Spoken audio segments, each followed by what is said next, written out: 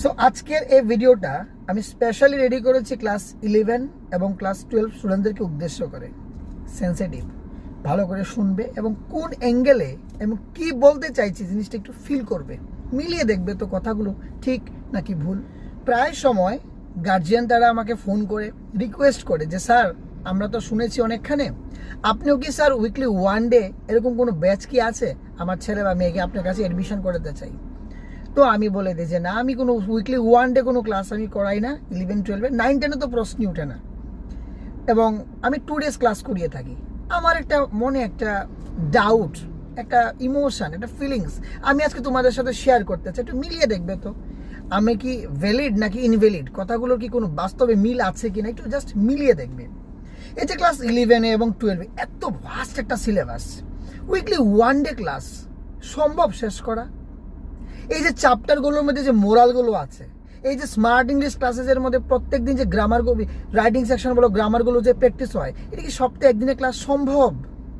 সপ্তাহে একদিন হলে মাসে কদিন? 4 দিন। 10 মাস পরে কতদিন পাবে? 40 দিন। 40 দিন এত বড় সিলেবাসে শেষ করা সম্ভব?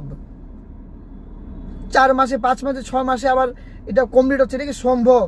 এটা কি এই যে গিভিং অ্যান্ড টেকিং, এই যে এডুকেশনটা দেওয়া নেওয়া, এটা কি ফুলফিল হয়?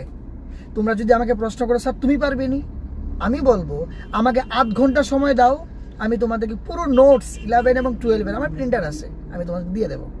আমাকে 2 মাস সময় দাও, 8টা ক্লাস দাও, আমি আমার মতো করে সিলেবাস কমপ্লিট করে দেবো।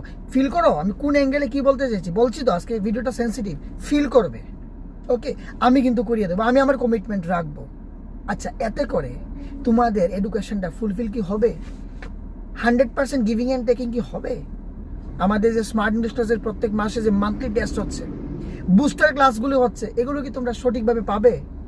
আমি বলছি না আমার এখানে এডমিশন নাও, একদমই না। ফিল করো, সম্ভব না।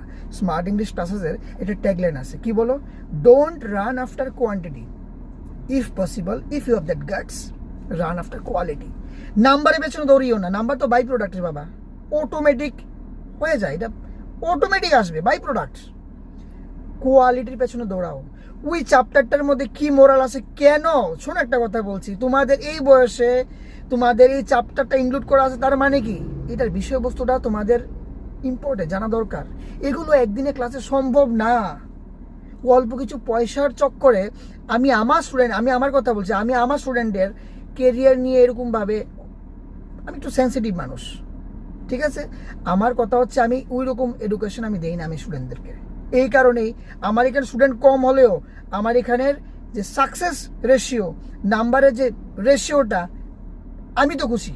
অ্যাজ এ মেন্টার আমি খুশি, আমার স্টুডেন্টরা যথেষ্ট ভালো রেজাল্ট করছে। আমার দোকানে 500-700 স্টুডেন্ট দরকার নাই আমার। আমি 100 পড়াবো, 100-র মধ্যে আমি 80 জনকে মিনিমাম 80 জনকে আমি মিনিমাম 80+ পাইয়ে দেখাবো, এবং পাচ্ছে, অনেক বেশি পাচ্ছে, রেকর্ড দেখতে পারো।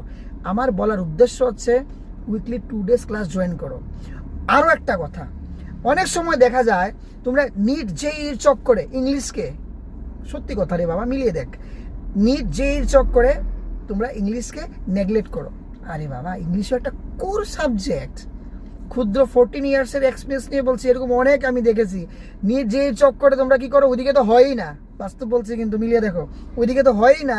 আবার এদিকে কি হয়, সিলেবাস তোমাদের সার্টিফিকেট এখানেও এগ্রিগেটে কম। ইংলিশকে সমান গুরুত্ব দাও। ইংলিশ হচ্ছে একটা বন্ধু সাবজেক্ট। দুনিয়ার সব দরজা যখন বন্ধ, ইংলিশ তোমাদের বন্ধু হয়ে দাঁড়াবে। আমার সাথে আমি বার্নিং এক্সাম্পল, যারা আমার ব্যাকগ্রাউন্ড জানো তারা জানো, বুঝতে পেরেছ?